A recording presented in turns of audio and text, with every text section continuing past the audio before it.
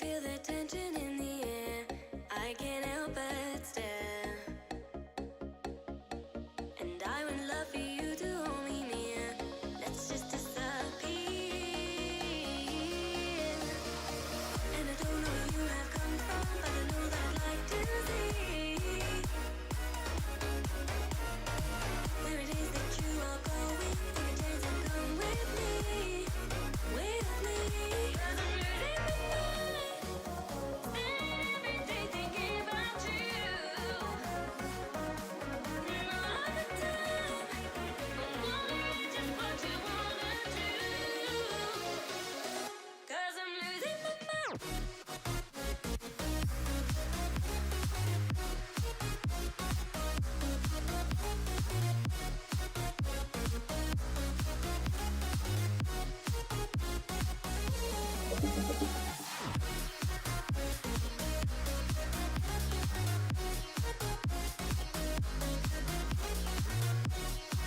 I'm wondering just what you wanna do.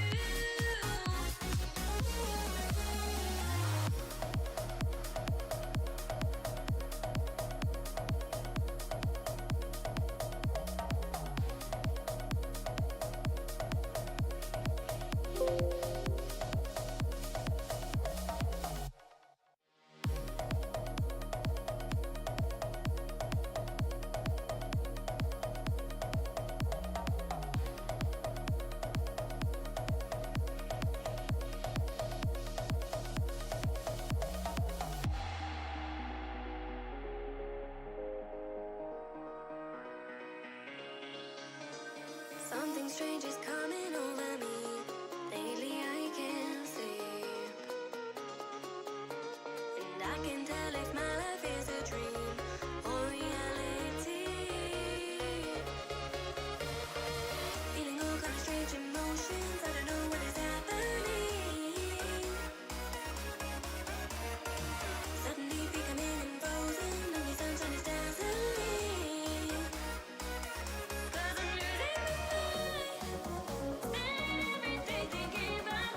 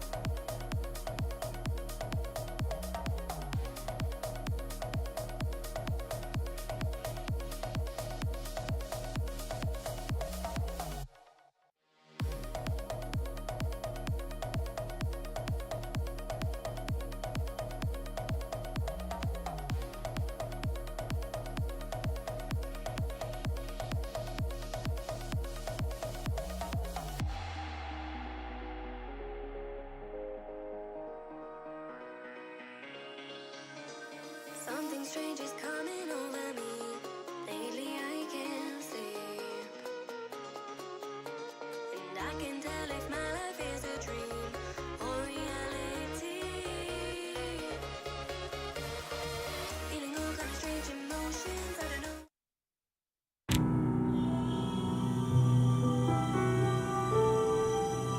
Okay, welcome back to a later day and a brand new stream, a gameplay. Today we are playing LIVBER, Smoke and Mirrors. This is a game I was going to play a while ago, and unfortunately all my stream stuff was not really working that well. I did see something about this. Let's see. TRBNZ, that is me. Aw, look at that. It's Yell the cat. Chief Eating Officer. Thank you for taking time to play LIVBER, Smoke and Mirrors. Consider this a big meow of gratitude. I hope below this madness managed to give you a proper chill. Some moments even made my fur stand on end. Every question about the demo or full release and every this would be even better if idea is worth its weight in premium cat food. And share your thoughts. Yep. So I was reached out.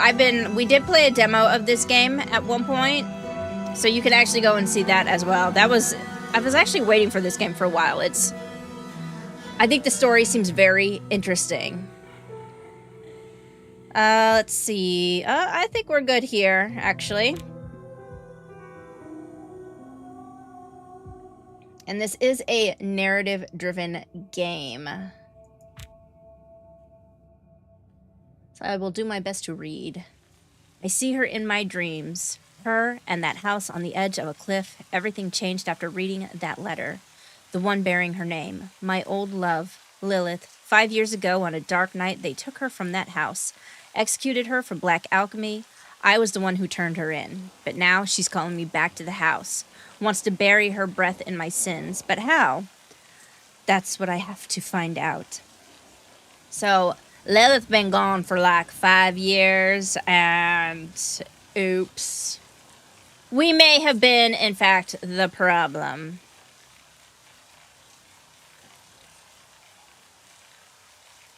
Right, Act 1. Welcome home, my love.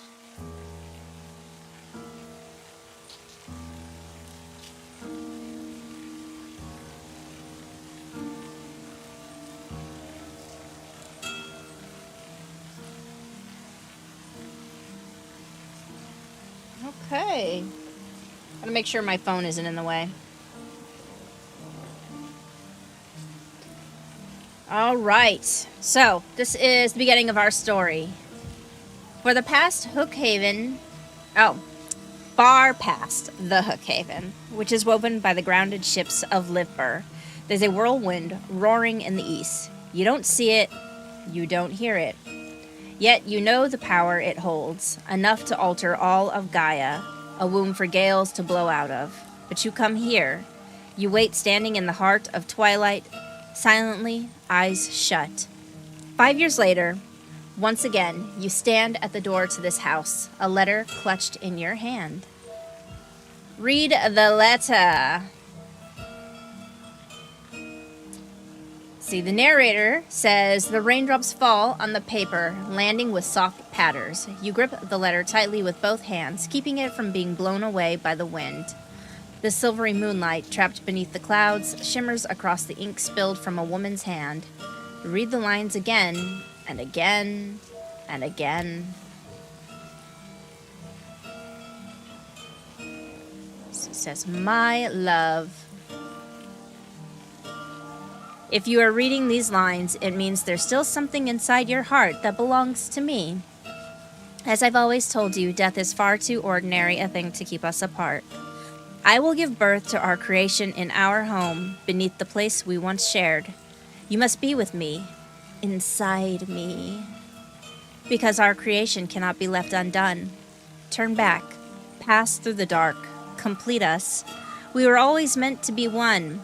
And we still can be, my love, as long as you have the courage, as long as you do not fear. I am waiting for you in the Neverall, Lilith. Lilith! Could this really be true? Lilith, is she truly alive? I need to put an end to this nonsense. Lilith is dead. You want it to be true, don't you? You want to hear that Lilith, the woman you left for dead 5 years ago, still lives. You long to feel her love again. Yet there's a question that won't let go of your mind. If she truly lives, how much of her is still her? Does it matter? The question unanswered keeps growing in your mind. Your gaze drifts into the distance as if the answers might lie out there. But for a moment, the clouds part and the moon's silver light spills across the sea. Each and every shimmer scatters into 1,000 fragments. But you remain still, all your limbs stiff with waiting, standing before the door of the house, perched on the cliff, beaten by the waves. Why here? Why would Lilith call me here? It was meant to be. I had to come here. Why here? Where else could it be? This is where the two of you began. That wooden house on the cliffs by LIVBER shore, this is where you first held each other. Your first night, your first love, and your first lies, all buried here.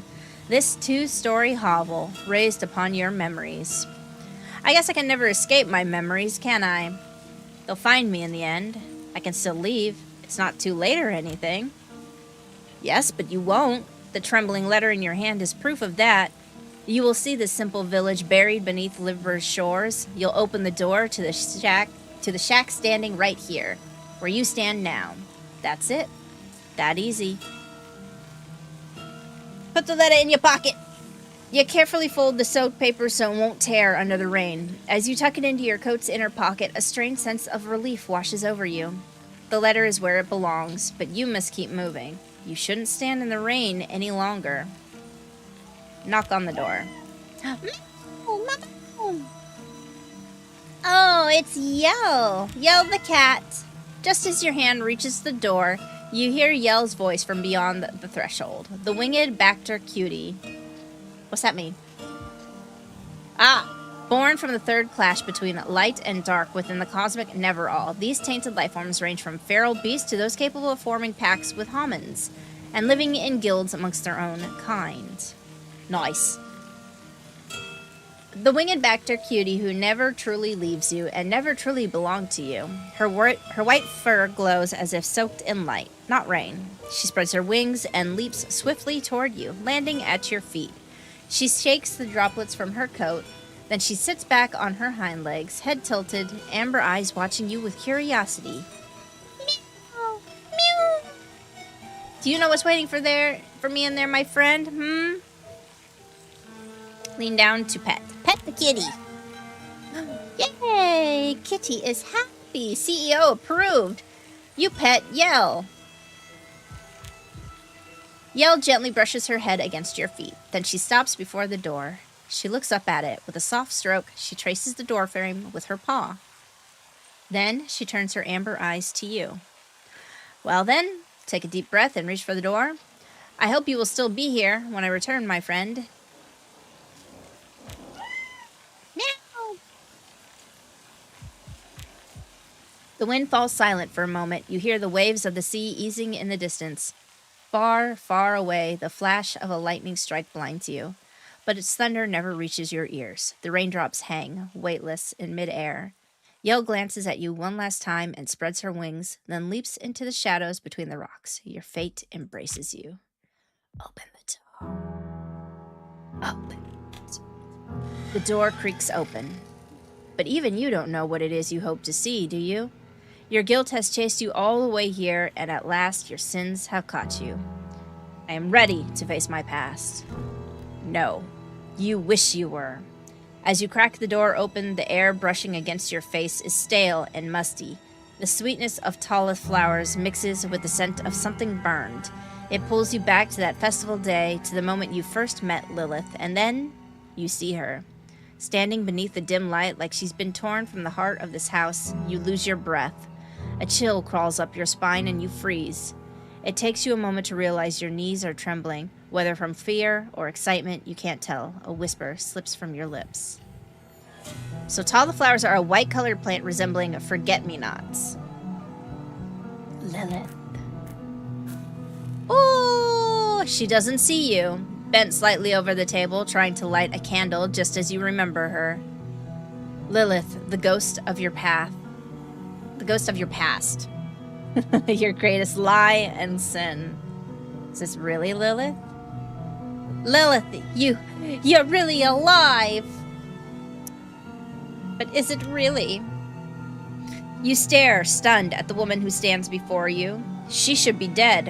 Her hair no longer shines like it did that festival night. Reddish-brown strands fall over her shoulders like wet strings. Her skin is sallow, a ghost-like paleness, and her eyes. The moment she turns her head and you meet them, another hollow question slips from your lips. How? You remember. The festival night. A warm breeze carries the city's aroma far away. You two slip away from the crowded streets. The early black crimson glow wraps around Lilith's hair like a fiery halo. The noise of celebration fades behind you. Right there you hand Lilith a bouquet of white talleth flowers. She looks deep into your eyes. She smiles. Tossing her hair back, she asks the same question.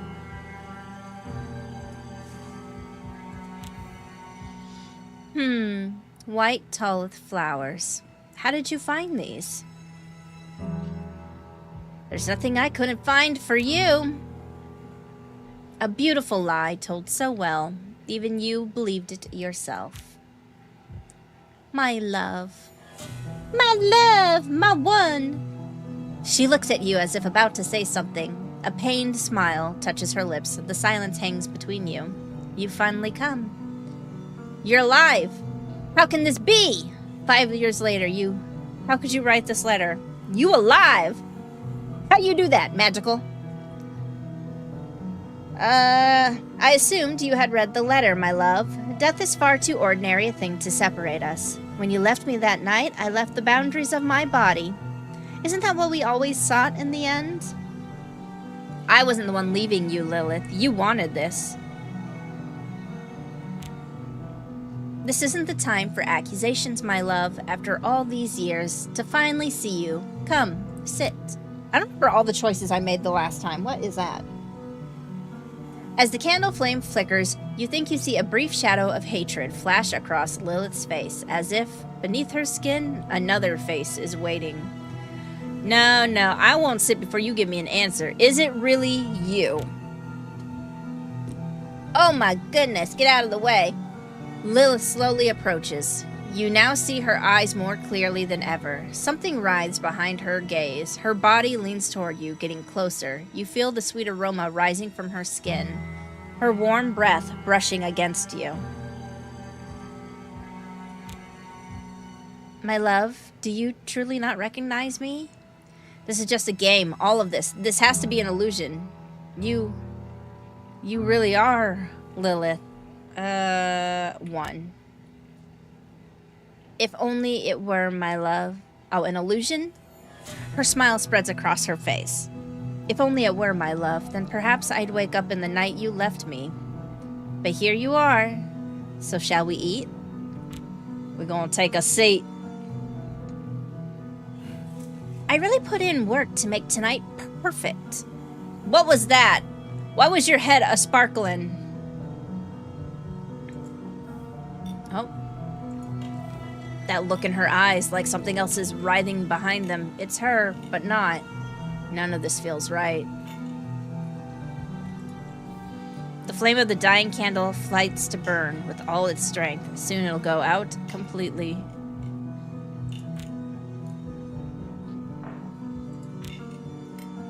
I really put in work to make tonight perfect. I wanted certain things to be flawless for our reunion. After you've left me to rot, it's been... She pauses for a moment, looks out the window where the moonlight falls. You thought I should have died. I know you did. After I made you that offer, after I told you that we had to become one, our souls, my love, we had to piece our souls together and bind them with that alchemy ritual. You expected me to pay the price for your madness, Lilith. I said no because you had decided to destroy me. I had to make a choice. Maybe I should have said yes to you that night. Perhaps everything was already fractured, but I was just ignoring it. One, because you ain't gonna do that to me. Her hand holding the fork freezes in midair for a second. As the silence stretches, Lilith's breathing deepens. My madness. I offered you love. Only love. A love so deep that even death couldn't end it. But you were afraid. Afraid to be with me. Afraid to be with me beyond Neverall. You betrayed me. Did you think I wouldn't know? When I told you about the black alchemy ritual? When I spoke of piecing our souls together to crown our love? You saw my blood, heard my screams. You saw me vanish into the dark of the waters. The Neverall, infinite cosmic void that existed before the birth of the universe, from which the forces of light and dark emerged. Look away. She turns her face toward you, and it darkens with hatred, with rage, with something darker, and with something even I cannot name.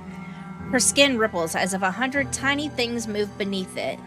You can't tell if it's real or if it's just the candle's flickering light playing tricks on you.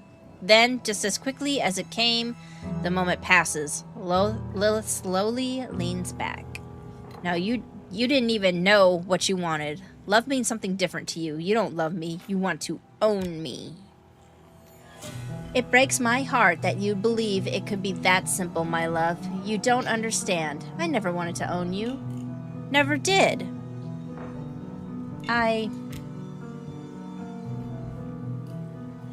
The wooden walls of the house groan under the assault of the rain, driven harder by the wind. The sea crashes against the cliffs, then pulls back into itself with a hiss of white foam. Darkness spreads ever outward beyond the horizon. For a fleeting moment, you wish you were out there, on the deck of a ship, bound for somewhere you cannot see. Too little, too late. Your madness will break both of us, Lilith.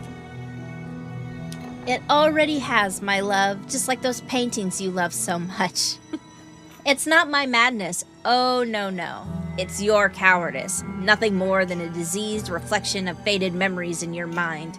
Like this place, like me, like you. Go on, eat.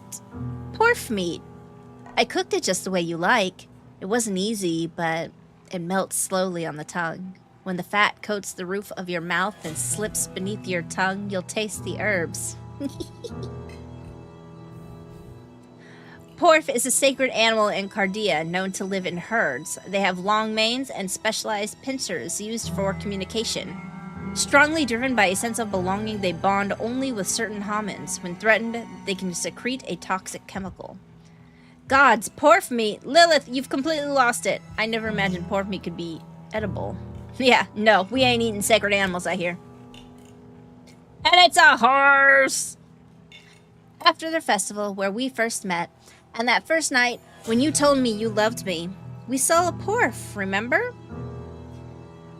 It was magnificent. Its mane was long and beautiful. You remember, don't you, my love? Afterwards, we went to get something to eat. I couldn't stop thinking about it. You were mesmerized by that creature. You kept going on about how beautiful it was, how bright its mane shone, how proud it stood. Did you really think I could tolerate that, my love? That first night we met, we didn't eat anything, Lilith. I think I remember, maybe not what we ate, but feeling happy. Perhaps that's why everything afterward hurt so much. But that's exactly why you're here, isn't it? You remember that happiness. Our feelings don't lie, my love. Yes, you're afraid anyone facing such a truth would be. But now, there's a path for the two of us. What path? Away from others, just you and me, a path full of brilliant lights, warmth, and our soft bodies. No mothers to separate us, no old guilts, no meaningless class distinctions. Beautiful, free from all imperfections. The woman across from you lifts her fork. A crimson droplet, blood-like, falls from the porf meat to the porcelain plate. As Lilith opens her mouth, the skin on her cheek stretches, tearing apart to reveal putrid flesh beneath. Gross, chick. That's nasty. A flap of skin resembling a petty, lifeless leaf dangles, exposing the rotting tissue beneath. But your lover seems unaware. Lilith, your cheek. Girl, the face. You know what? None of my business. Be quiet. You watch as the skin sags further, eventually dropping onto the meat onto her plate. Lilith pauses, startled, seeing the rotten flap of her own flesh lying on the food. She picks it up, desperately pressing it back to her cheek. No. No, not yet. You struggle to breathe. A cold drop of sweat slides down your neck. You search desperately for an escape, but there's nowhere to run. Finally, all you manage is a murmur. What is happening here? Are you sure you're all right? This isn't real. Yeah, what's wrong with you? Oh, my love. My love, seeing your concern makes me so happy. Really, it's nothing, don't fret. She hides her cheek from you, pressing it firmly. Girl, you actually dead, isn't you? There's no point in asking that now, my love. We should be happy now, because we don't have much time left. I can't put up with the madness any longer. Stand up, try to eat. No, we out. Bye, peace out, rainbow trout. Do you think you can defy fate? From the beginning, we were destined to be one. Neither you nor anyone else can stop this. Never, never, never. Goodbye. Standing up, your head spins. You hate yourself and move toward... You steady yourself and move toward the door. Behind you, Lilith gasps. Just as your trembling hands reach the door, Lilith blocks your path, eyes wide with madness, mouth agape. She clutches the knife she'd used to cut the meat. You instinctively tense up. Lilith, don't be ridiculous. Get out of my way. You've completely lost your mind. Listen to me. You don't have to do this. Girl, get out of my way. We're gonna fight. I haven't finished what I have to say, my love. Everything is ready for our souls to unite. We only have to die together. Lilith, you realize what you're asking? This isn't love. Please come to your senses, I'm begging you. I wish I could have saved you from this pain, Lilith. Rain pounding against the windows intensifies. Lightning briefly illuminates the paintings, fresh and glistening as if just painted. Your eyes drift toward the pork meat. It subtly moves on the bloody plate. Ah, nasty! It's alive still? I can't let you leave, my love. You haven't finished your meal. Look, I only came to understand you. Whatever you mentioned in your letter, that's why I'm here. I'm here to talk. I didn't come here to eat or anything. You've lost your mind. You've changed. You are a part of me, in my body, my heart, my soul. Do you understand? You're mine, my love. Mine! I can't lose you again. On her maddened face, there's a terrifying grin mingled with dread. Veins bulge on her forehead. The whites of her widened eyes are bloodshot. Her grip tightens on the knife until her knuckles whiten. This isn't anger, it's something else. Her features, they're slipping like another from beneath her skin. The true horror she's hiding, struggling to surface. The knife she just used to cut the meat. Its hilt is made from broken pieces of giant sea crustaceans washed up on LIVBER's shore.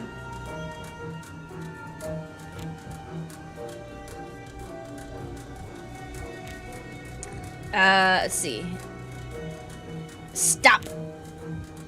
Lilith's crazed eyes bulge as if ready to burst from their sockets. Beneath her ragged clothes, her chest heaves violently with each breath. Then suddenly, her skin splits apart like parched earth around an ever-blowing whirlwind on a distant island nation. Her cheeks, mouth, hair. Your last shred of rational thought screams at you. Run! Be freed! Your feet recoil in archaic reflex and you stumble over one of the books scattered on the floor, crashing down. Boy, I know you didn't just like Baywatch run yourself into the ground. For a brief moment, yellowed pages spill out across the ground from the fallen book. You catch glimpses of your own drawings, a dining table, a woman clutching a knife, but there's no time to focus. Struggling to your knees, you crawl deeper into the house. That's when you remember there's a passage leading from the basement to the cellar outside. That's where the demo ended. Get to the cellar. There's nothing left to separate us, my love. From the darkness of the corridor, Lilith's voice emerges, scarcely taking shape in her throat. It carries the strangest of extra-Gaian creatures that seems to have only just learned how to speak. You sprint and finally reach the cellar door. Gaia is a windswept world of 15 island nations home to unique races and cultures. Reach for the door. Gripped by sudden terror, you seize the cellar's cold handle, expecting a hand to clutch your shoulder at any moment as footsteps grow louder down the corridor. But it never comes. As you push the door open, a wave of dampness and the nauseating stench of things that should long have been dead hits you in the face. Stepping through the doorway, you slam it shut. As you bolt the door behind you, an abysmal silence and darkness wraps around you. Close your eyes and take a deep breath.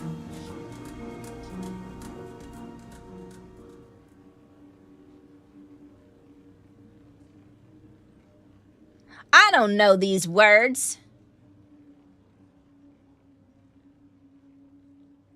Act 2 echoes deep within. Deep within the silence. Ah! In the dark, you pause a moment. Your mind strains to grasp what this is. Lilith, food, creation. The dust and creak of boards mingle with your hurried breath. Beneath your feet, stairs descending. Where am I? Try to examine your surroundings. The basement? Could I find a way out through the basement? Lilith's creation. It was herself, wasn't it? Gods, what was that thing I saw? I don't remember the basement stretching to this far end. Blue light. Why does it feel so familiar? Where am I? When the basement door closed, you felt yourself pulled into the void. Now, beneath your feet, wooden steps leading down. The basement. Can I find a way through the basement? Once, on a sunlit morning of the first Circud, a time cycle marking a 3-year period on Gaia, divided into early, mid, and late Circud phases based on labor intensity, you saw Yell descend these very basement stairs. You followed after, finding her scratching at a hollow in the corner. When you drew near, you saw it was a hatch opening outwards. Old, broken, hinges rusted. When Lilith saw it, she grew fearful. Could I use this hatch? You could try, in the end. Do you have any other choice? I could wait here. Do I remember what it looked like? Yes, a hatch made of wood. Round, wedged among the stones of the wall, plastered with mud. You hardly noticed it before or after. I could use it to get out, go down the stairs. I don't know what lurks in the basement. I should go back, return to the house. No, we go through! We go through! The wooden steps groan beneath your tread. Their cries, like the house itself, are bitter shrieks. From an unseen depths rises a heavy moan, the stink of mold and damp. One step, another, you go down. Open the door. You re-rise from the dark. As the basement stairs sink into an abysmal silence, your steps find solid ground. Old memories. You remember the rooms beneath this house you once shared with Lilith. But like everything else, this place feels unfamiliar now. Lilith, her dread is still fresh, sharp and ripe. Crystals growing between the stones in the wall cast a faint, pale light. When you lift your head, you see 2 doors standing tall in the wall ahead.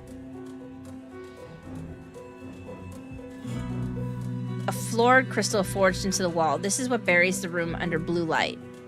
But how could a floored crystal end up in LIVBER?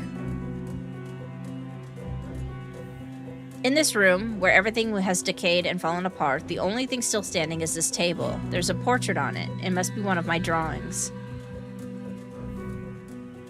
An almost torn apart book. There are bloodstains on it. The writings in it are unreadable.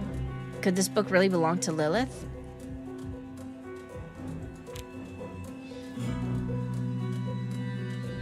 I have to get out of here. At the end of this place, there must be a way, a passage to the cellar hatch outside. There has to be. Gods, I don't recognize this place. Where am I? Examine your surroundings. There could be something in here we could use. As your eyes adjust to the crystal's pale glow, you survey the chamber. The stone walls drip with dampness, cloaked in moss. When you listen closely, you hear the crash of waves hammering the cliffside beyond. Knowing a world still waits outside grants you a fleeting comfort. On the wall to your right, 2 circles are carved. Harsh lines slash between them, refusing union, drawn with hateful strokes. Before the wall, where the crystal is embedded, a rotting wood table leans into decay. On it rests a broken frame, coated in rust and dust. On the floor, a melted candle and a blood-stained shredded journal. Examine the candle and journal. Look at the frame on the table. You press on through the torn parchments and shattered wood. The crystal's glow makes your shadow crawl across the walls. A frame lies broken. You lift it. Beneath the dust, you're drawing, the face marred, surrounded by deranged script. Take a closer look. I can't bear to look at it. I always believed you'd be there when I opened my eyes. When I reached out my hand, I believed they'd find you always. But the fragile bodies of ours, they're in the way, my love. We must be free of them, of everything that keeps us apart, even you. We must be free of everything, even you. Even of you, my love. My love. My love. You want to put the frame back where you found it, but it's already too late. You've disturbed something. The air is beginning to grow heavy. Your ears start to ring. I need to get out of here. I have to find the path to the cellar door fast. I must find out what other madness Lilith gave herself to. No matter what. Examine the candle. Ooh, okay. Choices. Let's find out what she's been up to. Despite the weight pressing on your mind, you get to your feet and move toward the blood-soaked notebook. As you touch it, part of it crumbles in your hand. You carefully open it, and it doesn't take you long to recognize Lilith's handwriting among the blood-smeared lines. Only a few sentences remain legible. She's taking shape, becoming what she was always meant to be. You, my love, will you finally love what I'm meant to become, or will you abandon me to death again? We'll be complete. With him, we'll be complete. Lilith, what other lunacies have you written in here? Keep examining. Is this what you called creation? Gods, I can't take this any longer. Oh, I hesitate to keep pushing, but... You want to keep reading the notebook, but you hear the basement door creak open at the far end of the stairs. Lilith's twisted, heavy breathing now reaches all the way to where you're standing. I need to get out of here. I have to find the path to the cellar door. You push aside the books, scattered parchments, and broken wood with your foot, and step closer to the doors. To the left is an iron door, rusted with weight of years. Upon it, a symbol, old and long since stripped of meaning. The other door is heavy, made of damp wood. It creaks faintly as though breathing. Ooh.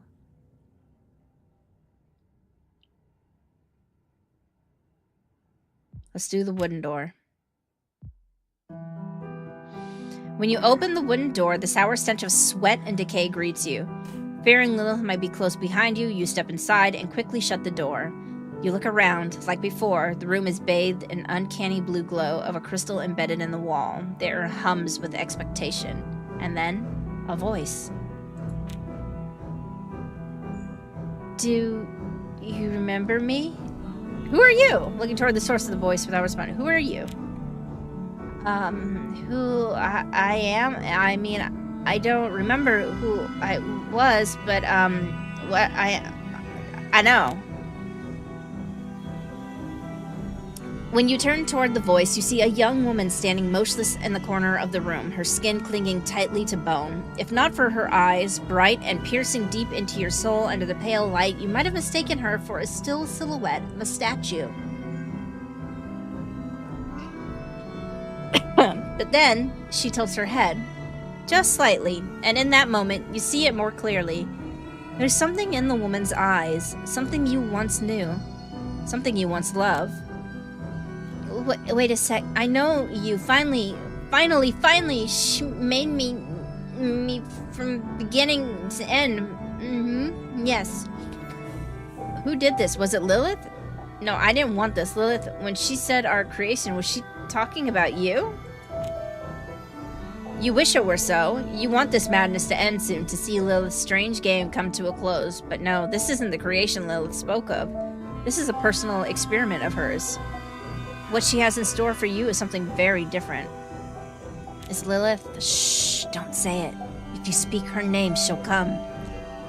The young woman, hearing Lilith's name, presses herself against the wall. She pulls her shoulders inwards, her eyes fixed on the door behind you as she speaks. I had to be good. I mean, beautiful.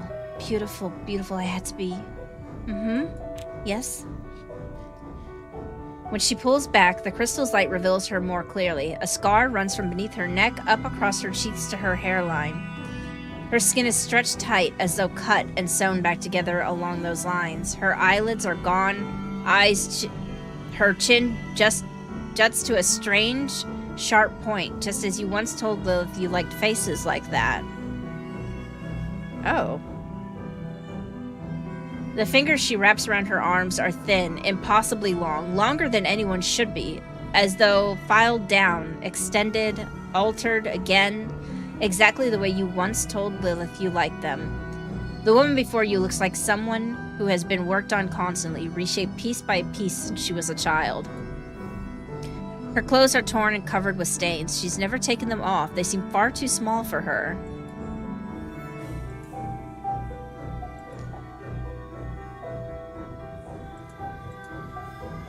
The young woman's face is almost unbearable to look at, as if another face has been stretched over hers, yet she cannot hide her pain and sorrow. There's a childhood lost deep within.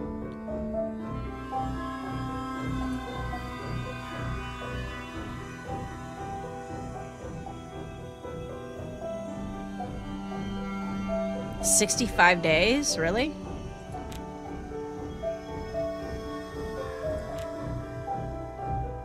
How could she do this?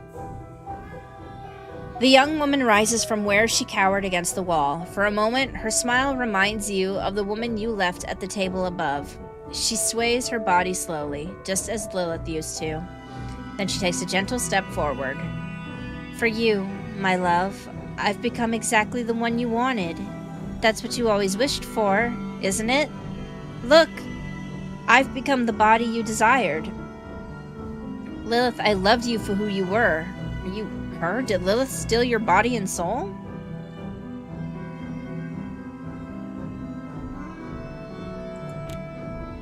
I've always still been yours, love.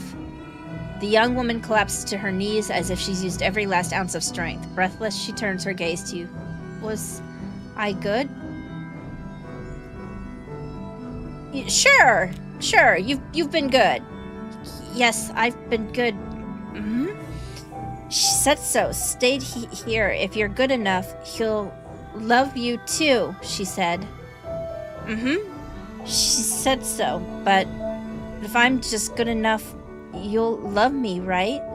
She tilts her head and looks at you. The sharpness of her chin casts an unsettling shadow in the darkness. You're not the one I love. I shouldn't have let her do this to you. Yes, I'll always love you, no matter what you're in. The thing you're staring into isn't Lilith. It's just an empty shell. A twisted reflection stripped of free will, an uncanny amalgam where fragments of the young woman have somehow tangled with the essence she poured into it. In that moment, a crushing wave of pity floods your entire being, but you can't tell who it's for. The woman looking at you with desperate hope? Lilith? Or yourself? But Lady told, she told if you're good, he'd love you. I failed.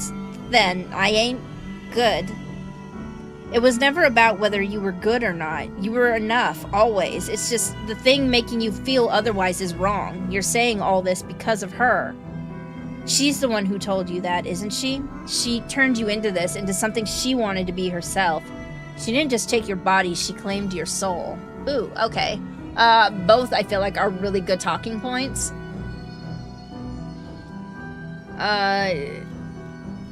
Let's go with one, though.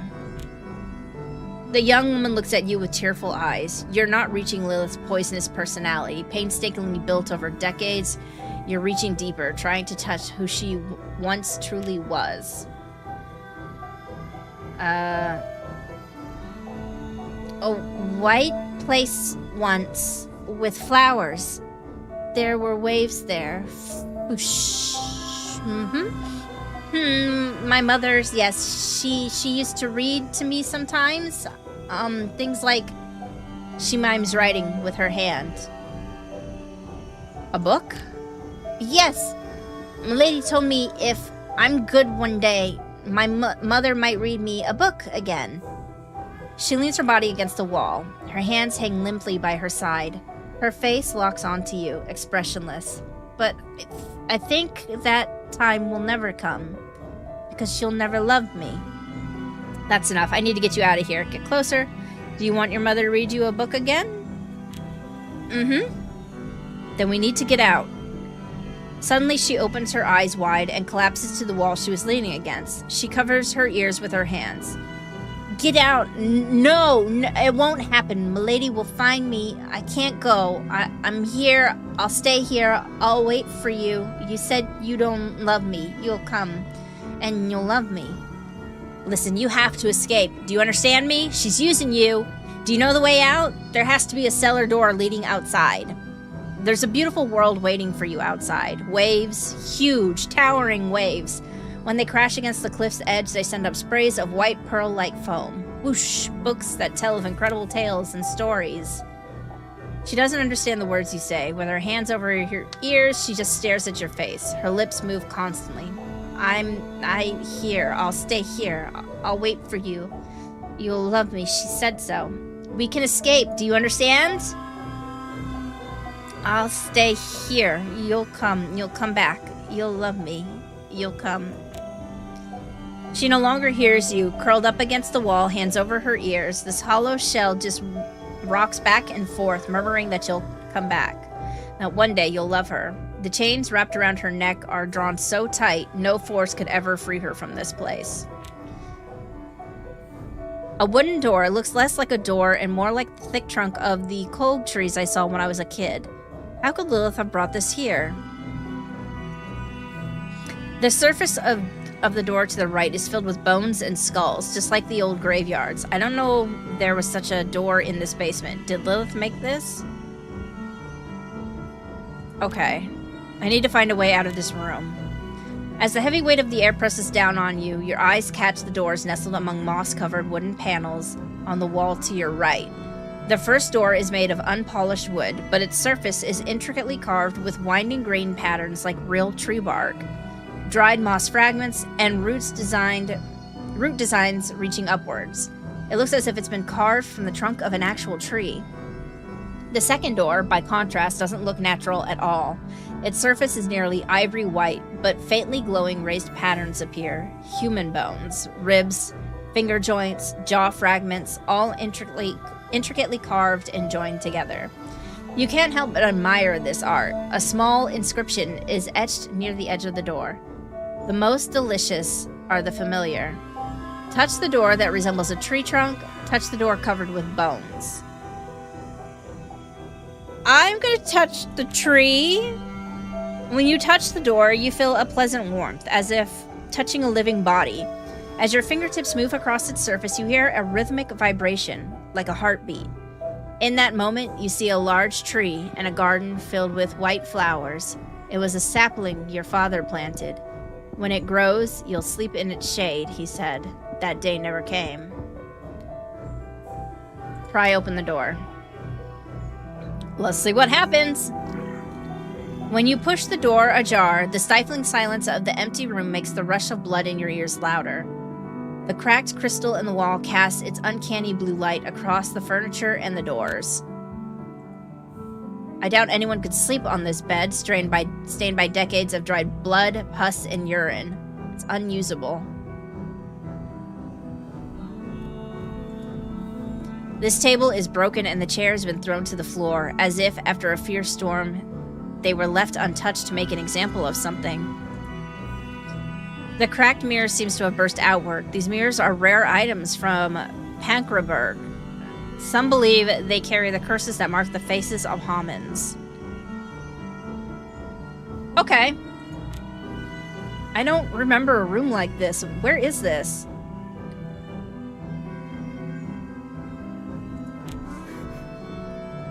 Moisture and moss coat the walls. In the left corner sits a bed, its sheets stained with blood, urine, and pus. A cloth doll rests on top. The floorboards are rotting, scratched, and battered as though someone dragged things across them, slammed them down. Against the far wall stands a rusted metal table, its surface littered with mirror shards. Before it lies a collapsed chair, its legs bent. Brown stains cover it so completely you can no longer guess its original color. Could the rag doll belong to the young woman from the other room? Is there anything about this table and mirror that catches my attention? As you step closer, you realize the glimmer isn't from the table, but from the shards strewn across it. The rightful place is a frame hung on the wall. In the blue light, your gaze turns to the frame. Its edges so meticulously carved, they seem almost ready to move. Glass, once whole, has burst outward from the center as though something inside had tried to break free. On the lower corner of the table, dried, bloody fingerprints remain. Whose fingerprints are these? Is there anything in the mirror that catches my attention? You step closer to examine the mirror. The shards scattered across the table and floor, stained with blood, reflect dozens of twisted, warped, and deformed versions of yourself. They stare back at you with disgust, as if they're loathing the fact that they bear your face from the mirror's silver side. You feel ashamed of being yourself, of having this face. Fear makes you take a step back. There's no reflection here I want to see. Just a reflection, just my own face, nothing to be afraid of. Reach out towards one of the broken mirror shards. Nah. Something about that is suspicious. You leave the broken shards where they are and turn back to examine the room. Lilith's hatred has soaked into every corner. I think I've seen everything there is to see here. Time to move on. Let's look at the doll. The doll is in shambles, stained with black blotches, its eyes long since gouged out. One arm dangles loose, its fabric looks like it's been torn open and stitched back together, again and again in different places. The padding that once gave its head shape has been entirely removed. Patches of mismatched cloth are sewn haphazardly across its body. Lying lifeless on the bed, the rag doll is a reflection, a crude replica of the woman murmuring to herself by the wall. Maybe it would be better if it stayed by the door. Leave the dolly by the door? Maybe it's best not to touch. Leave it by the door? You'll leave me. You'll come back. You gave the doll to Clara. The woman muttering at the foot of the door turns her eyes towards you for a brief moment. When she takes the doll in her trembling hands, her rambling ceases. You feel that she wants to thank you, but apparently she forgot those kinds of words a very long time ago. Smile and nod. You turn your gaze back to the room. Beneath the crystal's light, the metal table gleams faintly. On the far wall, two doors catch your attention. Like the moss-covered walls, they too are tinged with an unsettling shade of green. There might be something of interest on the table. Without examining the table, head towards the door.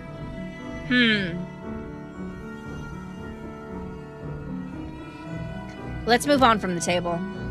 You turn towards the doors. One looks old at first glance. Its wood is dark brown, fading to gray in places, cracked and mildewed with time. There's no visible handle, only a notch in the frame. Worn smooth, not by force, but by habit. The other is newer by comparison, but it's not the honest kind of new. More like something rotten, polished up and presented as good as new. Its wood is pale, grainless, unnatural. In its center sits a silver knob.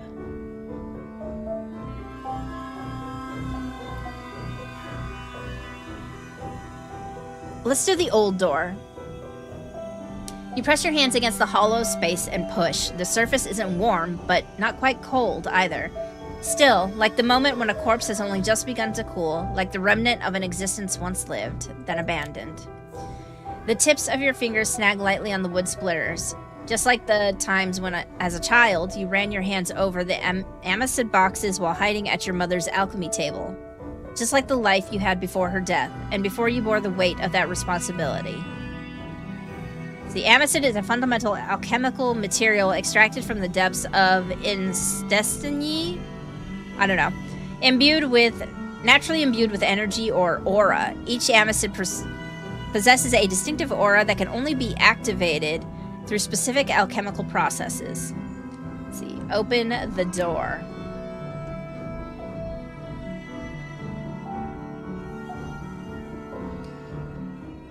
I just got a text saying that there's a fugitive in the area. Like, what? A fugitive? Okay. Like, that's wild. A fugitive? Okay, there's crazy people running around. What a shock.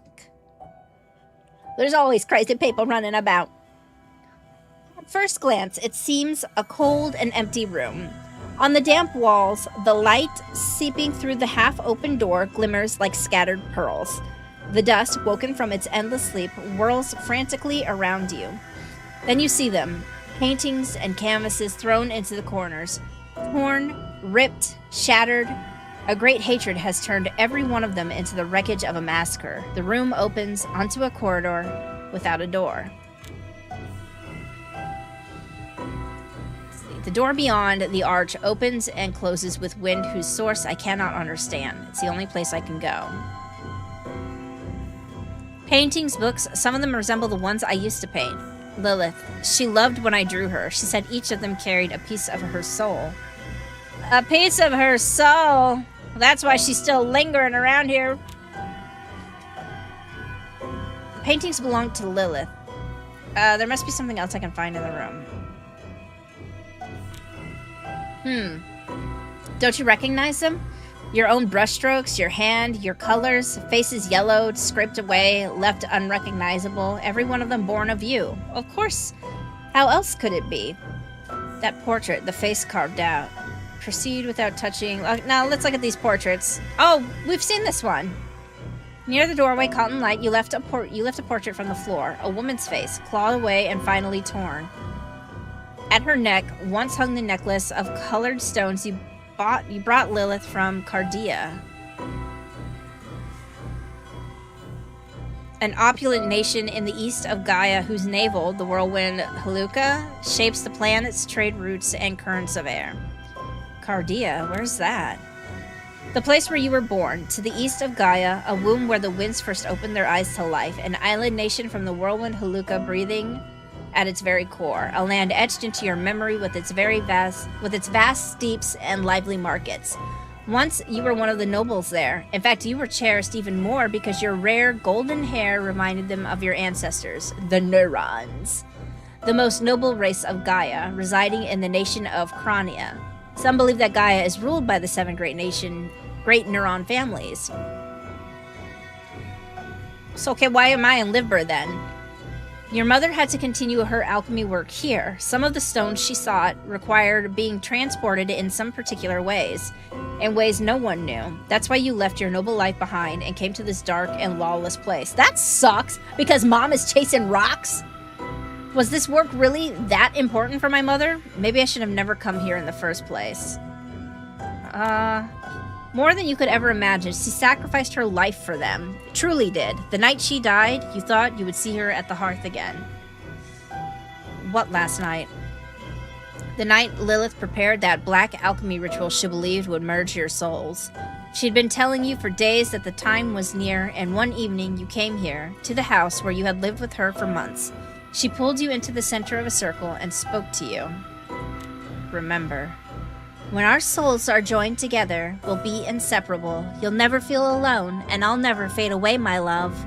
In her unblinking gaze burned an unshakable madness. Then as you stood there speechless watching her, she showed a bowl. It was in that moment for the first time that you felt it. You saw that Lilith had surrendered herself, irreversibly to the darkness. She insisted on refusing to understand it. The grand unification is a lie. There is no ritual that can join our souls. Then... okay, well, wait, what was in the bowl? Blood, of course. In the dim light, you'd only seen a thick black substance with a faint shimmer, but deep down, you already knew. She'd been saying it all along. Cut from herself, drained from someone. From you, maybe? It wasn't clear whose it was. Then, slowly, she moved closer to you and spoke. She's crazy! My love, my other half. These bodies of ours are weak. We are apart from one another, but shouldn't we be inside each other? Deep within, where no one else can reach. The weak can only accept, and once they accept, becomes eternal. Yes, I remember you saying that. Though these aren't real. Lilith's voice isn't real. I need to keep going. Keep going. I feel like we're getting trapped or something. This feels No, my love, you will listen. You will listen to what I say as I speak inside your mind. Aha! So she was talking to us in our brain meets. She was in my worms. She was playing her fingers through my brain worms. At least now have the courage and tell me. Didn't you see how happy I was as I waited inside the circle I prepared for us that night? No, Lilith. There was only the gleam of madness in your eyes. You were gonna kill me. Madness? I had never seen anything so clearly, my love. It was you who shut your eyes to the truth and to what was beautiful. You were afraid to love me, afraid to say you loved me. But what truly broke my heart was this. You weren't afraid to kill me, my darling. I don't know what else I could have done. I wanted to protect you, Lilith, from your own madness. Lies, lies, lies. You can't even tell the truth to yourself. You killed me because you wanted to protect yourself. You could never love anyone but yourself. Yet I loved you, more than I loved myself. And in return, you gave me only a handful of worries. But I suppose I understand now. We cannot do this. At least not in this existence. The hell does that mean? I will take the part of you that I know loves me. I will do for you what you could not do. What you did not dare to do. I will do it. Oh no. One of the paintings behind you falls to the floor. You startle in fear. Turning back, you see it stands there in the gap, alone. What? From the gouged portions of the canvas, something thick is seeping. What is that? I have to keep going. I have no choice but to No, run! Run away! Leaving everything behind feels like the only right choice. Lilith's madness has seeped into every corner of this room. You move slowly toward the door at the end of the corridor. Blood roars in your ears as you push the slightly open door. This must be where you'll find the cellar hatch.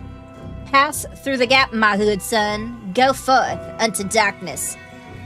The door opens without resistance. Inside, it's a little brighter. Metal tables are scattered across the room, each layered with dried blood. On the floor, small pools of urine and pus mingle with damp... Oh my god. That must stink! Releasing an unbearable stench. And in the midst of it all, hanging bodies on chains from the ceiling. Oh my gosh, this room is rank, rotten, hollowed out, left on hooks to be forgotten. Who dares disturb my century-long slumber? Is she keeping ancients in here now? The voice sounds as if it's scraping its way out of a throat that shouldn't still be alive. Who's talking? I'm over here. Come closer. I don't bite. Well, I'm kidding. Of course I bite, but right now that's not really an option. I'm a bit tied up, you see. Okay, D-bag. Oh my goodness! Wow! Isn't that fascinating? The thing before you is a body without its lower half, another of Lilith's experiments. Its arms are chained to the ceiling, a hook driven through its shoulders. Its head, lolling onto its left shoulder, watches you with curiosity. It doesn't take long to notice that one of its eye sockets is empty. A corpse cut off its waist. It's looking straight at me! At me!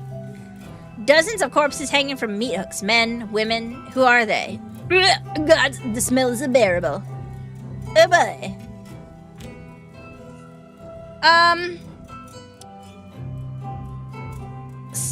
So how are you talking?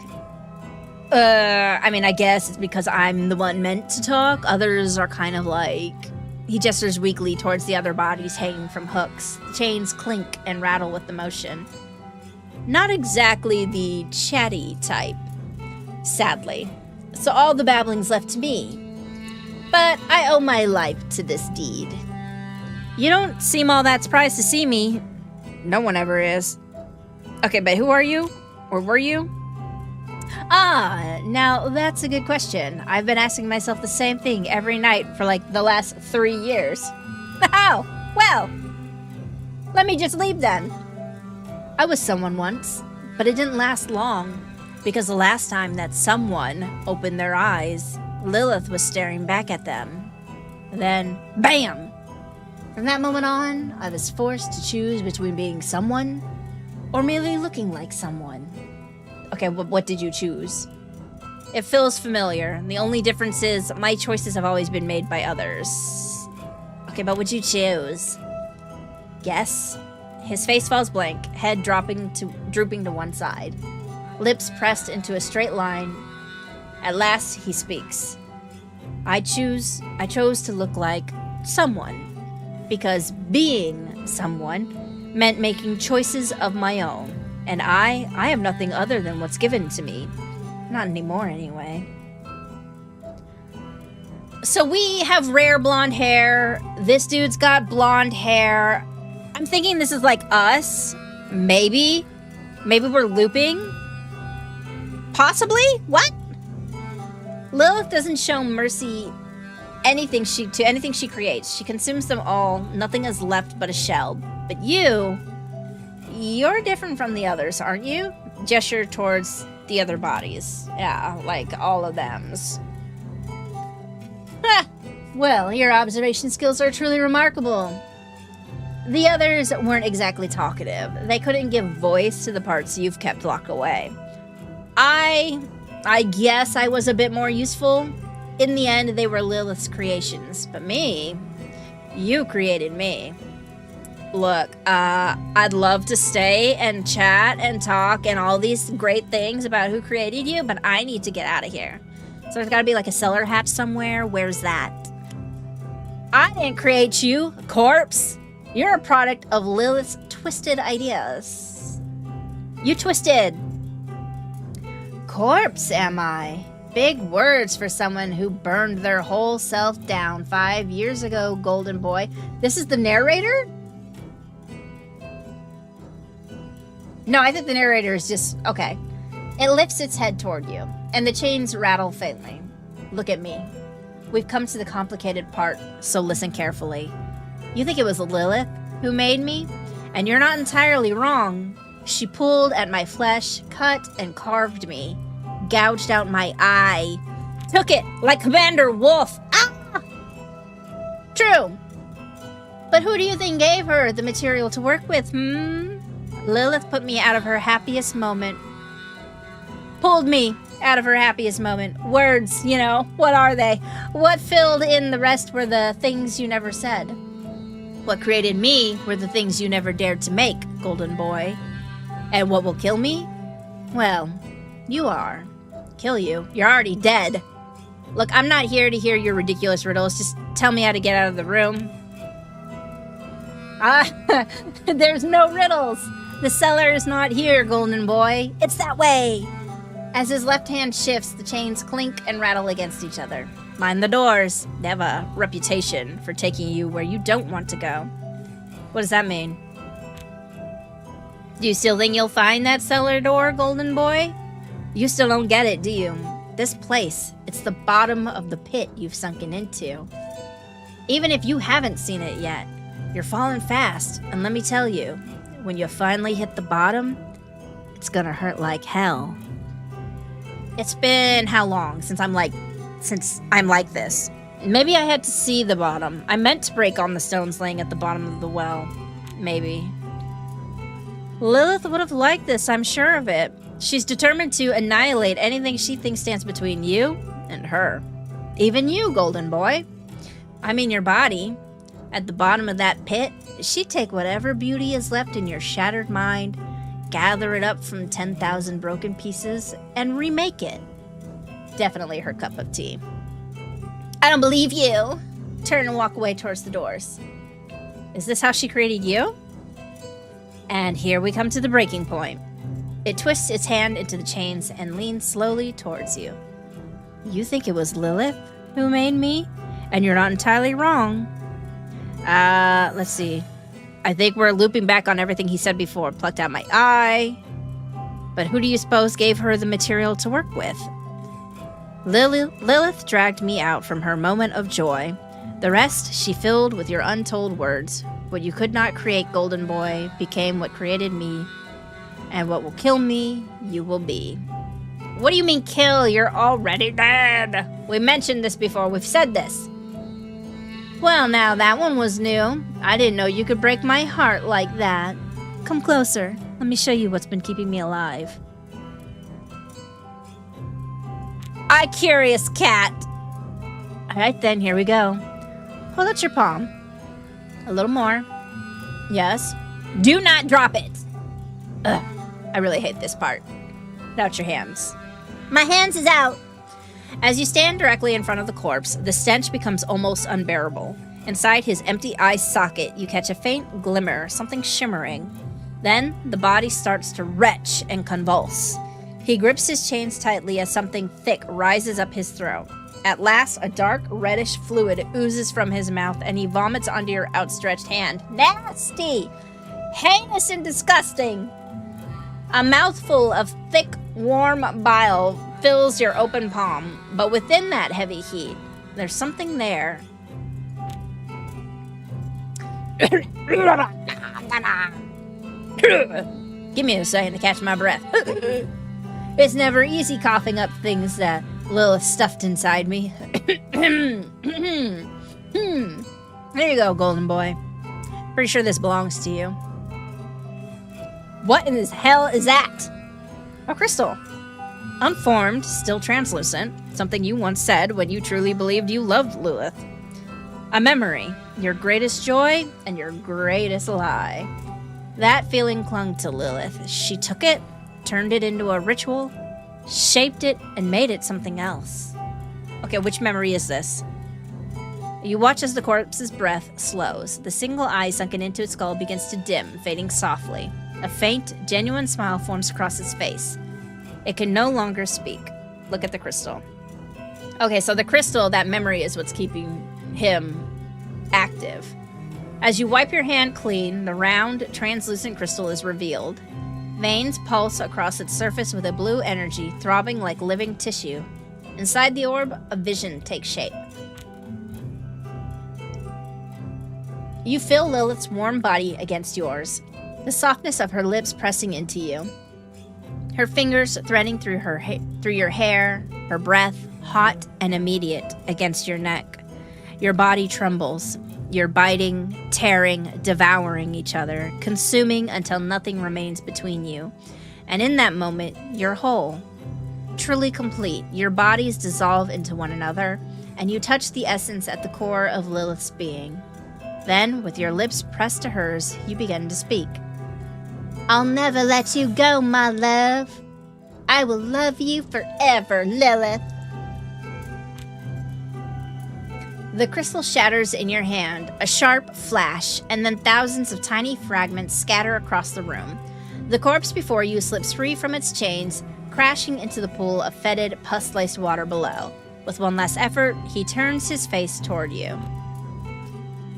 I said the things.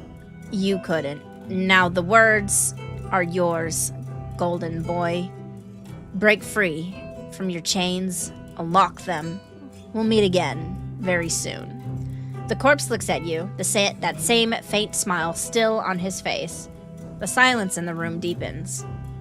Now I'll also carry the things you can no longer say. Is this what Lilith buried inside you? The corpse doesn't answer your question. He just lies there as if peacefully asleep. Okay, thank you. Bye-bye. Fiendish. As you return to searching the room, you feel something settle over you, a sense of expectation.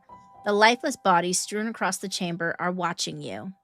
On the wall to your right, you see two distinct doors, once again. The first door is sealed with rusted chains, but the chains aren't locked together. They merely hang there as if they tried to hold something back and failed. The other door stands slightly ajar. Beyond it, nothing but darkness. No light, no life. No music is playing. Everything about it feels strangely familiar. Each link reminds me of things I couldn't say. Pitch black darkness. It feels as if a tremendous hunger seeps through for life and for all that lives. Let's try the chain door. The chains draped over the door aren't tightly bound together. They simply hang there, heavy and loose, as if they once tried with all their strength to seal something shut and failed. From beneath the door, a faint, cold breeze flows out, carrying with it a soft, flickering glow. Open the ajar door and step into darkness. Open the chain door. You open the door and step inside. Your foot is met with a smooth surface without any texture. No stone here. No dust. Not even an echo. Silence. A cold whiteness. The room is bright. Far too bright. The light overwhelms your eyes. There is nothing left that could remain in shadow. Where am I? This room, why is it so bright? Where's the light coming from? That doesn't matter. Your gaze fixes on the white door standing directly before you. Ordinary, with nothing remarkable about it. It simply waits for you to open it and step through. There's something fishy about this place. Tell me, what is this? Why is the light so blinding? I have a strange feeling inside, like I wasn't meant to be here. You're not exactly wrong. That's why we should get out of here as soon as possible. Why? Why what? Why are you anxious? Why do I feel like I wasn't meant to be here? Okay. Because you weren't supposed to be here. That's why. The story wasn't meant to go on like this. Here. Here, there is nothing. There's nothing to be told here. No plot to make the story interesting. Not the slightest speck to describe. This place is utterly empty. Maybe in the silence and stillness, maybe I can rest a little? Ah! What did I click?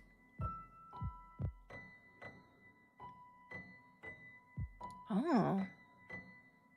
Look at that. Try to line it up.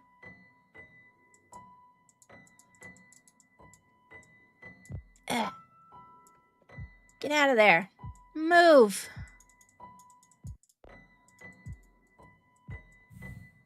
An abysmal emptiness. This place shouldn't exist. The narrator. Are they really who I think they are? Can I trust them? I've just been thinking of the narrator as my inner voice this whole time. I was not aware the narrator could be anything other than what he is. Open this! How do you open it? Okay, I found the thing again. It like disappeared on me. Is this one of Lilith's games? Ah, of course, yes, absolutely. That's why we need to leave here right away. The room's exit door is standing right in front of you. It's waiting for you to walk over and open it. Head towards the door. Your footsteps echo upon the smooth stone. Because you have no shadow, you cannot be sure where you tread. It feels less like walking and more like gliding. Something feels wrong. Yes, because we weren't meant to be here. Your story wasn't supposed to continue this way. But we can easily fix that. Heed my words and keep walking. The only thing that matters now is reaching the door and leaving this room. How come I must know? Know what? The door... That behind that door, that there aren't more doors, and behind those, more still, and behind those yet more, this is an endless labyrinth. You can't. And all you can do is to hope. I'm tired of this. I can get out of here. I'll see the waves of the sea and feel the winds caressing my face once more. Absolutely. Now, place one foot before the other, and let's leave this place. Approach and open the white door. Yes, exactly. You reach for the door, you open it, and step through to the other side. It's that simple. You leave behind the empty, meaningless room that never should have been. The story flows again, just as it was meant to.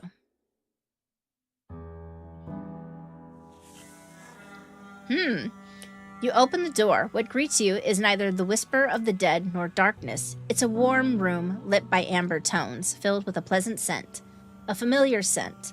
Notes of phenolin dance with the resinous breath of leucine. For a moment, your nose stings and your eyes well up.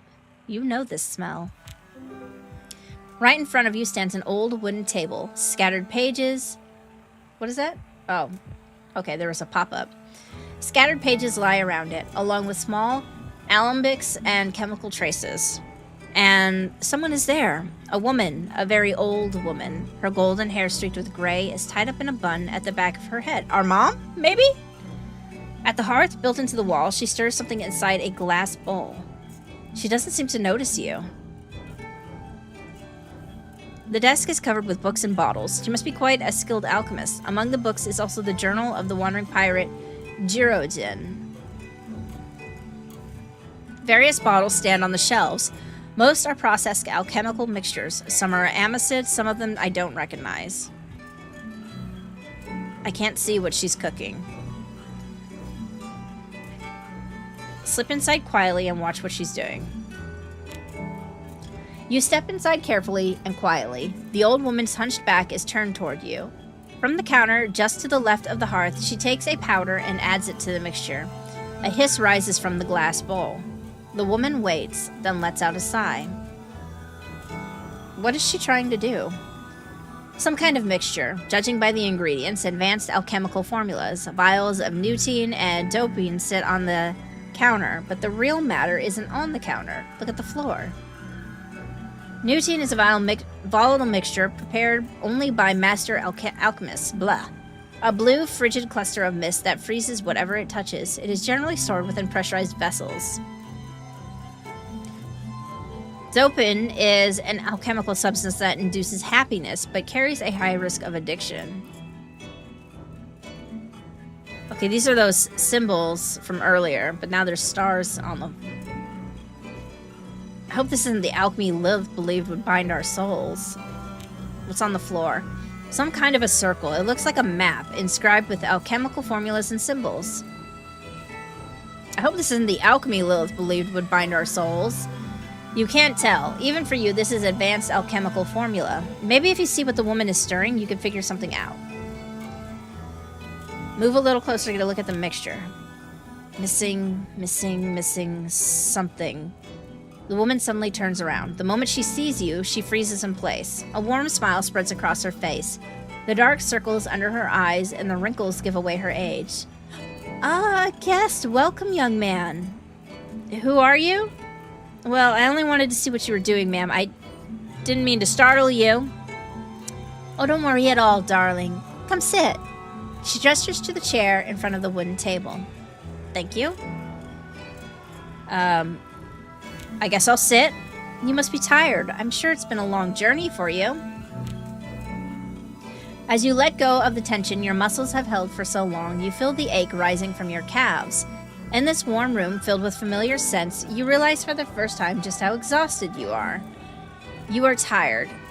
Elbeck, truly tired. But you have no time to rest. Don't forget why you came here.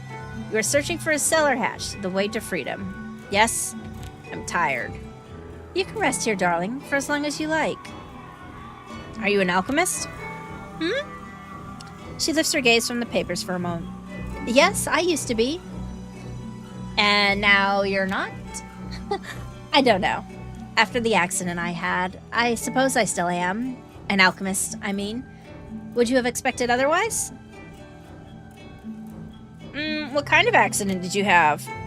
A tragic accident. My 7-year-old son played with the mixture I was working on. To him, it must have seemed like a game. She lifts a vial of blue liquid from the bench and lets the light shine through it. I suppose he thought he could do alchemy better than I could. Or maybe he simply thought it would be fun to mix the colorful liquids. Who knows? This feels so familiar. When I entered the room, he was at the mixture. I scolded him a little and then sent him off to bed. I never suspected he might have tossed something into it. I kept working. When the laboratory exploded, I could smell my own burning flesh. Liquid dextrose and VIP, when combined at high temperatures, they trigger a sudden, violent release of heat. But you didn't know that then. That's what detonated your mother's laboratory. VIP, according to the writings of Trismegistus, VIP is an alchemical mixture of ground pearlescent powder. It heightens hunger and awakens appetite in those who use it. Wait a second. Wait. There's no need to worry, darling. None of this was ever your fault. You don't have to keep living with this guilt. So what are you suggesting? That I should just let it all go, run away, and pretend to be happy as if nothing happened? Unless... Now that's the most sensible thing you've said so far. We need to escape. It's not a bad idea at all. Ask her where the cellar hatch is. Haven't we seen enough death and corpses for one day? Run away? Well, if that's what you want, I'm only telling you to lay down the burden on your shoulders. The day your mother died in the laboratory, it wasn't your fault. Those are kind words, thank you, but I don't want to hear any more about death and loss. Just tell me where the cellar hatch is and I'll go. Shit. I thought you'd have realized by now. I'm your mother, darling. No, impossible. My mother died. They never found her because she was gone so many years ago. I know, darling. I know. You thought I was gone, but I couldn't leave. And I see now I wasn't the only one who burned that night. Because nothing has ever managed to tear the guilt from your mind, you believe that if not for that night, you would find me here, in this room. That's why I'm here. I just wanted to spend some time with you here, but I lost you forever. I wanted to be like you. This work was everything to you. I wanted to make you proud. And you did. That night when I saw you here, I was proud of you, darling. Proud that you tried to understand the formulas, that you mixed the colors. A world taking shape in your hands, new and more beautiful. A place that could be remade beyond darkness and absence. Where we could begin again. But if you stay here, trapped in this loop, you'll never begin. No. You want to stay in this loop. It's safe here. You know what will happen. You know what waits behind each door. Well, most of the time. Don't get too close to the truth, because there you'll find nothing but ruin. Then why are you here, Mother? To forgive me? I should stay here, Mother. There are things I put an end to. I must put an end to. Interesting. Okay, so she's saying... Let me think. She wants us to leave. The narrator wants us to keep looping.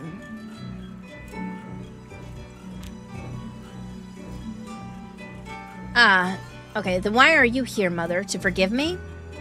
Oh, no, darling. The woman steps a little closer. The scent of beeswax and bergamot fills the air. You feel warm, safe. She gently places her hand against your cheek. I forgave you long ago. I'm here because you needed to forgive me. I love you, Mother. I love you too, darling. Always, in every way. Then you know why I have to stay in this loop, to exist and to remember you. Take me out of this loop, Mother. Take me somewhere I can finally shake off this weariness. Let's see what happens. What? What do you think you're doing? Do you think with that tiny brain of yours you can break this loop? I'm the one who made you. You're nothing but a fucked up piece of flesh. Do you understand? Without me, what meaning could reality possibly hold? Tell me. Tell me. Okay, the narrator's starting to sound like Lilith. Mother, come with me. The woman leans against the far wall. You think you can get out of here? And steps toward the alchemy cabinet. Without me, you are nothing. When I open this door, I don't know what will be waiting for you on the other side, darling. But I know you'll overcome it.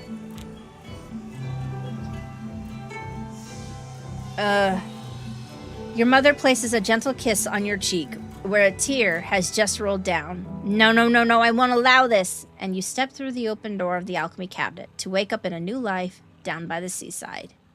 When I wake, will I be happy? Most likely not, darling. But you will be yourself. Step in. We go. When I came to against the wall, the pain in my skull was unbearable. Must have been another foul dream again.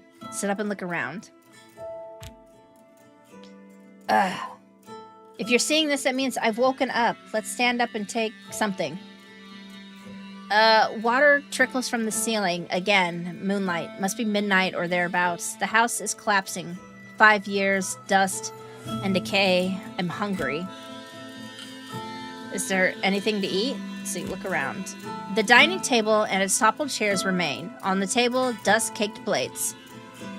Water drips again from the loft above. Insects scatter across the floor. Are you searching for food too? That sound. Was it Lilith? Go to the kitchen. Go to the basement door. Go to the kitchen. The kitchen's empty. Cockroaches scatter across the counter. Am I hungry? Not truly. What was the desire meant to feel like? There's nothing here. I killed Lilith. Did that voice come from inside? Turn to the living room. The same floorboard groans beneath me. Is it my guilt that weighs it down? The windows shattered. Did I do that? Likely. Doors lie toppled. One leg of the table sags, ready to snap. What was that noise? Lilith, is that you? Alright, go to the basement. The board cracks beneath my step. Rot everywhere. I drag my feet as I move inward. Was the sound from here? Empty? Hollow? What was here? Ah, yes, the door, of course. The door where I killed Lilith. Did the sound come from within?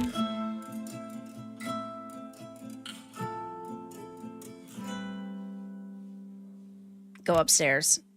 Here was our bedroom once. The sheets lie rotten now. I feared her, Lilith. Mad, yes. Mad, mad. She loved me more than she loved herself. The bed is broken and collapsed. Water drips from the ceiling, gathering. What? Did someone call to me? Lilith. Her love was madness, and I knew it would be the death of me. Terror drove me. I fled. I knew she would never lose her hold. Thus, I had but one path. I had to be free of her. I could not do it. No, no, no, no. What was that? Who speaks? Lilith, is it you? Go down. There were paintings watching over these stairs. Beautiful ones. Lilith and I together. Now nothing remains. Nothing at all. Go to the basement door.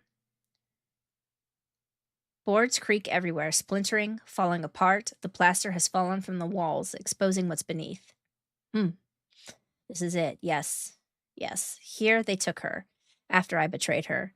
They seized her arms and dragged her away. First they cut out her tongue, so she could conjure no alchemy again.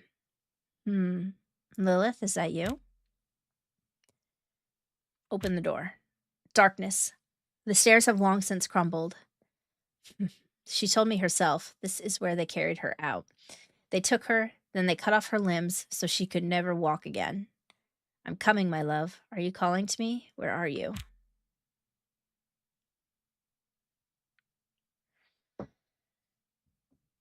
Am I getting myself trapped again by following this? Go down. A blue light. Where could it be coming from? This is the basement with one room. Damp stones covered in moss. She has drawn a circle here. She had stood at its center. When they took her, they flayed her face so no one would ever recognize her again. Uh-oh. My love? Where are you? The blue light shimmers over your wet clothes. Right, the salty water of the sea drips down from where you were thrown. Your hands are severed. Coagulated blood pools black at your feet. The flayed pieces of your face hang, oozing pus. Your lidless eyes stare at me. I'm sorry. My voice echoes off the stone. Her arms hang limply at her sides, motionless. There's rage in her eyes. Lilith, my love, she doesn't answer. Not sure she hears me. From the slit in her bare face, shaped like a mouth, black fluid drips out. It spills to the floor. Lilith, is that you calling to me, my love? Where are you? Go upstairs. All your memories will slowly melt away, like tears in the rain.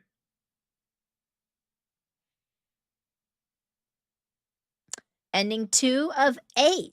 Okay. Wow. That was so interesting. The story is just like crazy. I mean, clearly there's a lot going on. And obviously there's a ton more. What's this? What is that? Oh, it's the bug report. Okay. So yeah, there's obviously a lot going on in this game, and there's a lot more endings we could get, like literally 7 other endings, which is so fascinating. I think if we go to get the other endings, I might do those in a recording though, as opposed to continuing with this. There is a narrative map. Let's see what this is looking like. Oh, so you could, basement B to end. You can end short very quickly. There's another ending from the stairs. There's another Clara route, which I'm assuming is getting her to leave with us. This is the route we took, Clara B. So, okay, so I think the other route is getting her to leave with us.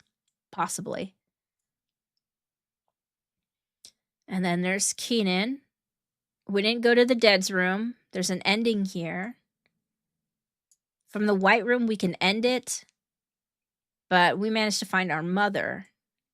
And then there's so much more past that. So if we had stuck it out, avoiding our mother, we could have continued much, much longer. That is awesome. I'm definitely going to go and play this some more. But that is it for today. I will see you guys on a later day. Can you feel the And tension I'm going to in pick up the with air? another I can't help stream here in a but little bit. stare. We're actually going to do Huntsman.